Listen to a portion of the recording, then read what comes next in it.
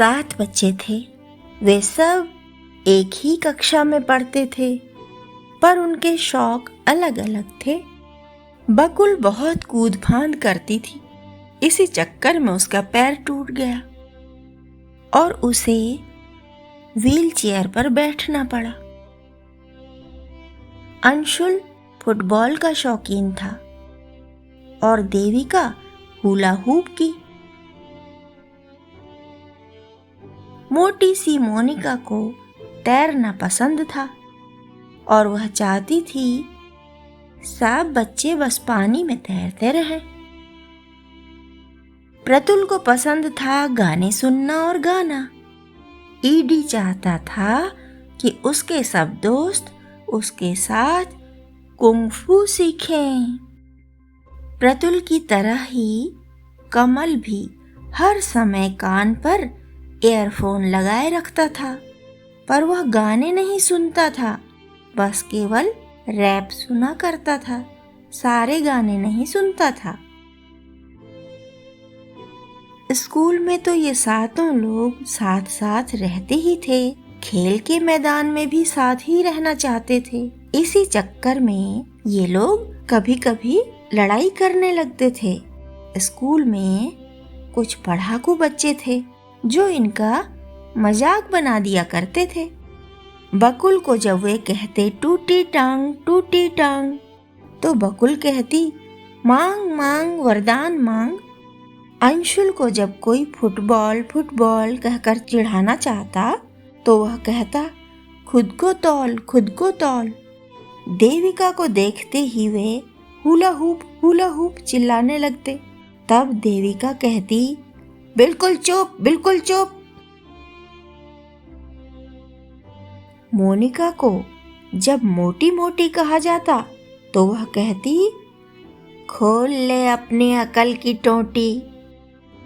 प्रतुल को देखते ही बच्चे गाने लगते गीत गाया पत्थरों ने, तो प्रतुल कहता मार्क्स कम हो जाएंगे इन चक्करों में। कमल को देखते ही बच्चे गाने लगते सब चुप हो जाओ रैप वाला आया, सब चुप हो जाओ रैप वाला आया। कमल उन्हीं के सुर में सुर मिलाकर कहता कमल और प्रतुल ने तो सबके लिए गाया, कमल और प्रतुल ने तो सबके लिए गाया। उन सातों दोस्तों में ईडी सबसे छोटा लगता था, लेकिन उसमें सबसे अधिक फुर्तीलापन था। वह कभी कभी पढ़ाकू बच्चों की बातों पर गुस्सा होकर झपट पड़ता उन पर। इस पर पढ़ाकू बच्चे हंसने लगते और कहते ईडी तुम गुस्सैल हो ना, तभी तो हम तुम्हारे लिए कुछ भी नहीं कहते। धीरे धीरे ईडी को समझ में आ गया कि चिढ़ने से कुछ नहीं होने वाला, तो ईडी की चिढ़ने की आदत छूटती चली गई और पढ़ाकू बच्चों को भी समझ में आ गया कि चिढ़ाने से कुछ नहीं होने वाला, तो पढ़ाकू बच्चों की भी चिढ़ाने की आदत छूटती चली गई। एक लड़का था मोलू। उसका गोल गोल चेहरा देखकर सब लोग उसे गोलू मोलू कहा करते थे। मोलू हमेशा चिंता में डूबा रहता था। तितलियों को उड़ता देखकर दुनिया भर के बच्चे खुश होते हैं, पर गोलू मोलू को तो चिंता होती कि हाय हाय ये तितलियां इतना तेज तेज उड़ रही हैं, इन्हें चोट लगेगी तो रोएंगी। गोलू मोलू की ऐसी बातों को सुनकर सब बच्चों को हंसी आती थी।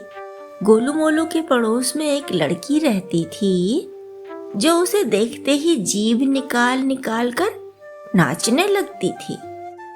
गोलू मोलू को उसे देखकर बहुत गुस्सा आता था, लेकिन मम्मी पापा की बात याद करके वह उस लड़की से कहता ऐसा नहीं करना चाहिए। लड़की उसकी बात सुनकर भी वैसे ही नाचती और जीभ चिढ़ाती रहती। उसकी एक छोटी बहन थी, वह भी इशारे से अपनी बहन को मना करती, लेकिन वह अपनी बहन की बात भी नहीं सुनती थी। यह सब तमाशा देखकर गोलू मोलू अपना सिर पीट लेता था। फिर उसे चिंता होने लगती कि क्या होगा इन बिगड़े बच्चों का। उसे चिंता में पड़ा देखकर बच्चे लोट लोट कर हंसते थे। जब गोलू मोलू के बगीचे में फूल खिलते तब भी उसे चिंता ही होती थी। वह सोचता, अरे कितने सुंदर फूल खिल रहे हैं, पर इन्हें कीड़े खा गए तो? कोई गाय आएगी तो इन्हें पक्का खा जाएगी। गोलू मोलू का मन बहलाने के लिए मम्मी पापा उसे दूर दूर घुमाने ले जाते थे, जहाँ खूब प्यारे प्यारे दृश्य होते, प्रकृति का सुंदर रूप दिखाई देता। ऐसी ऐसी जगहों पर वे लोग जाते थे। कुछ समय तो गोलू मोलू आनंद में रहता था, लेकिन फिर वह चिंता में पड़ जाता कि आखिर इतनी सुंदर जगह पर हम कितने दिन रह सकते हैं। उसकी बात सुनकर दूसरे बच्चे कहते, तुम बुद्धू हो। फिर तो गोलू मोलू का सिर चकराने लगता कि आखिर इन बच्चों ने उसे बुद्धू कैसे कह दिया। परेशान होकर मोलू की छोटी बहन मोली भी उससे रूठ जाया करती थी। मम्मी कहती, गोलू मोलू छोटी बहन को नाराज मत करो। मम्मी उसे बहुत प्यार से अच्छी तरह समझाती थी, लेकिन गोलू मोलू मम्मी की बात सुनकर समझता नहीं था। वह सो जाया करता था। ऐसे समय में उसे सोता देखकर भी लोग हंस पड़ते थे। तब गोलू मोलू को यह चिंता होने लगती कि आखिर लोग उस पर हंसते क्यों हैं। एक दिन मम्मी ने कुछ प्यारी प्यारी फिल्म चलाकर उसे अपनी बात समझाई। फिल्म में रंग थे, कोई कहानी नहीं थी, इसलिए गोलू मोलू को न तो नींद आई और न ही उसने मम्मी को टोका कि फिल्म देखने दो।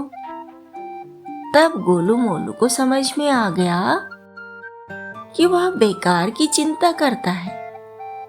उसकी आदतों से तो उसकी छोटी बहन डरती है, रोती है, छिपती है। उस दिन से गोलू मोलू फालतू की चिंता छोड़कर खुश रहने लगा था।